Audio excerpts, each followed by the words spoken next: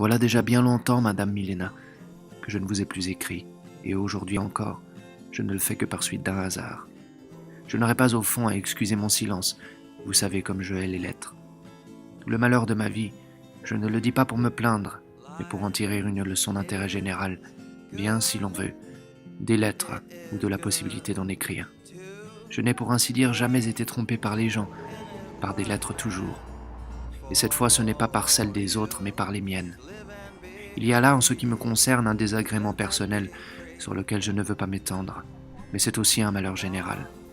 La grande facilité d'écrire des lettres doit avoir introduit dans le monde, du point de vue purement théorique, une terrible dislocation des âmes.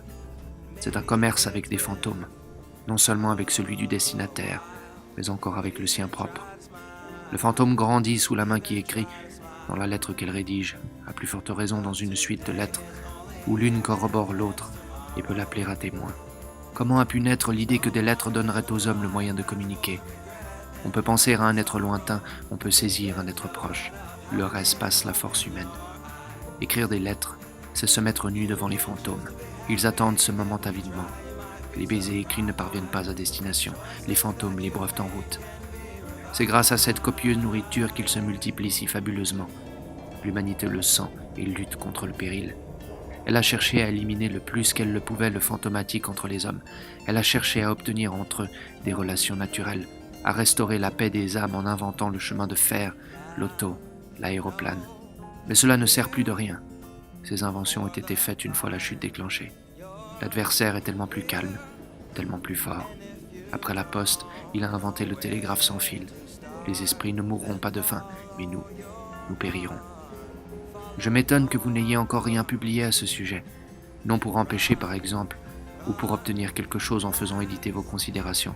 Il est trop tard, mais pour leur montrer que du moins on les a reconnus.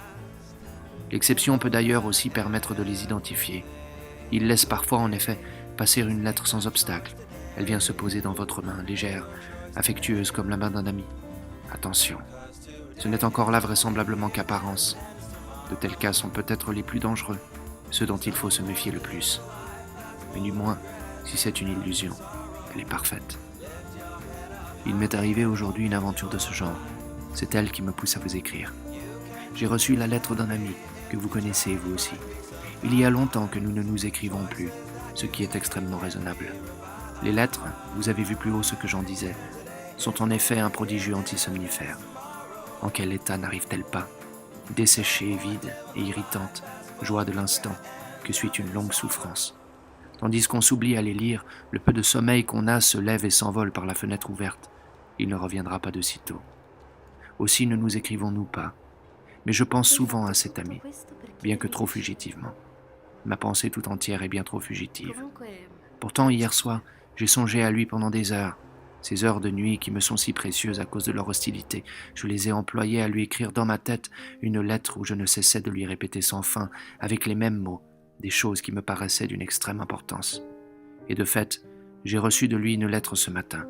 Elle disait que depuis un mois, il avait l'impression qu'il devait venir me voir, ou plus exactement, qu'il avait eu ce sentiment il y a un mois.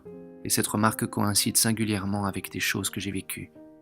Cette histoire de lettre m'a incité à en écrire une, et maintenant que c'est chose faite, comment ne pas vous écrire à vous aussi, Madame Milena, qui êtes peut-être la personne du monde à qui j'aime le mieux écrire, pour autant qu'on puisse aimer cette occupation.